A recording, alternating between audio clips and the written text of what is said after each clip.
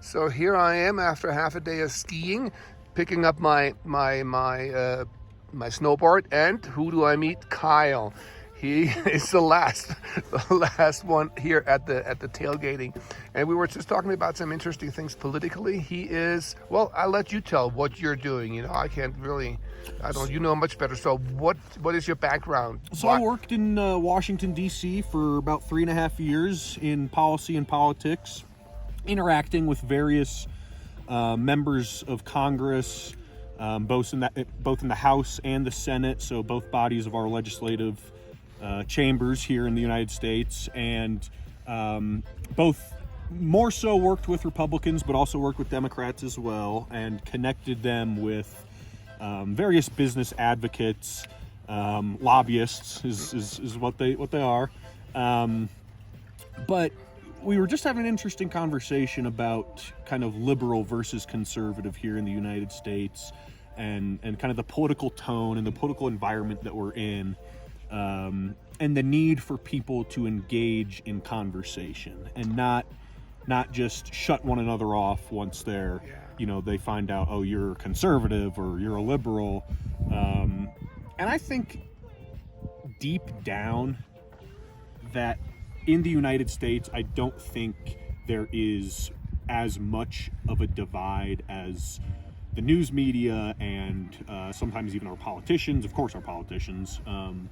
and the general public think that there is. I actually don't believe that that's the case. I don't think it's as fragmented of a society as people like to make it out to be. Well, right now you're going to grad school, and this program deals with politics in a very general sense. Yep. What is your experience there? Are there liberals? Are there conservatives in your class, in your university? How do you deal with each other? Certainly. So it's probably not a 50-50 split. And a lot of folks aren't really outward about, I identify liberal, I identify conservative, but you can kind of tell based on kind of their positions on certain issues or their thought process behind how they got, to why they think a certain way. Mm-hmm. And so it's, if I had to put like a breakdown on it of a percentage, maybe just a wild guess, 80%, right be kind of right-leaning or right of center, and then, 20% would be right-leaning, okay. right of center, and 80% would be left-leaning, left of center. Especially the faculty. I think a lot of the faculty is probably more left of center, but my experience has been that the engagement has been good. Disagreements, when they do occur, have always been respectful. You can almost go and have a bear afterwards. Oh, absolutely. And Okay. I've never been an instance where a faculty member has ever, kind of chewed somebody out or given anybody the business for having a controversial or different opinion than the rest of the class or the professor.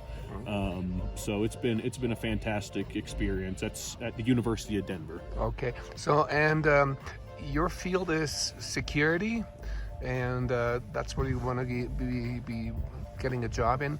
How do you think terrorism is going to shape our world? Well, it's not going to stop. I'm not sure you'll ever be able to fully end terrorism. People will always have political grievances. They'll always feel, or there'll always be some sense of resentment towards, the in-group from the out-group.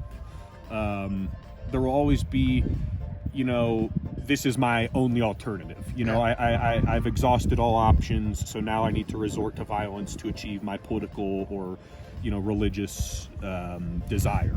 So what do you think about Israel and the Palestinian people? What is your view? What do you think is the general view in America? Is your view the same, or is the general view in America different from your view? I don't know if I want to speak for all of Americans, but I think in general there is definitely a pro-Israel kind of thought or sentiment in the United States overall, myself included. I would say so. I think there's, especially when you see images coming out of Gaza of the level of destruction, it does make people kind of take pause and reevaluate and step back. But I think people also fail to realize the position of the Israelis. I think people don't quite understand that Bibi Netanyahu is not really playing around. This isn't going to be a one and done thing. I mean, they feel that this was an egregious act, and it certainly was, and they're going to continue their operation until whatever goals they've set, be it the elimination of the Hamas leadership, be it an establishment of a new kind of government in Gaza.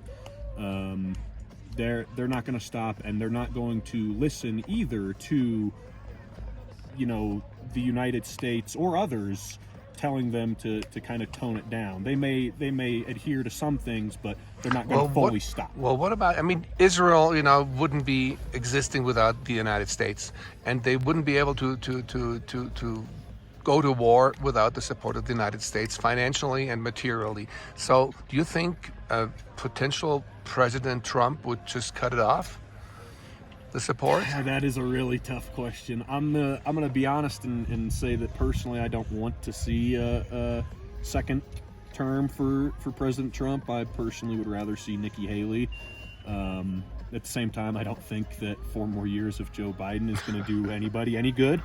I think it'd be more of the status quo. Conversely, though, a Donald Trump presidency could be a wild card, because again, the gloves would be completely off. He wouldn't have to answer to the voters anymore, because he'd be term limited, and the people. You wouldn't have the same folks that worked in the administration last time. There were some very quality people. Obviously, there were bad eggs as well, but you would have fewer and fewer high quality people that would be willing to work in a Trump administration this time around.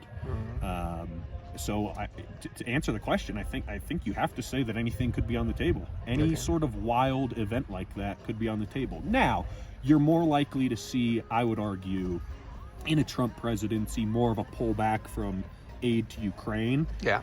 And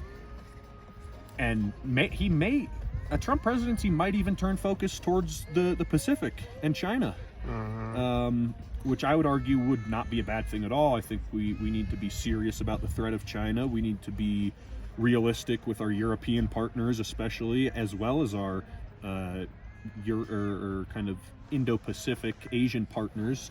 The issue with Ukraine is that a lot of folks on the Republican side and they kind of push too much to end aid to Ukraine. I don't think that's the right answer. I think targeted defense aid from the United States is still necessary, but the Europeans certainly need to step up as far as the humanitarian front and defense spending. I mean, of course. Especially with NATO. I totally agree. That's kind of where, again, and who knows what a Trump presidency, or again another Biden, 4 years of Joe Biden. Who knows what could happen? That's going to be it's up on the table, as you said. Okay, Kyle, thanks a lot. What's your last name? Schultz. Kyle Schultz. Yeah, Schultz. And this is Hogan's Heroes again.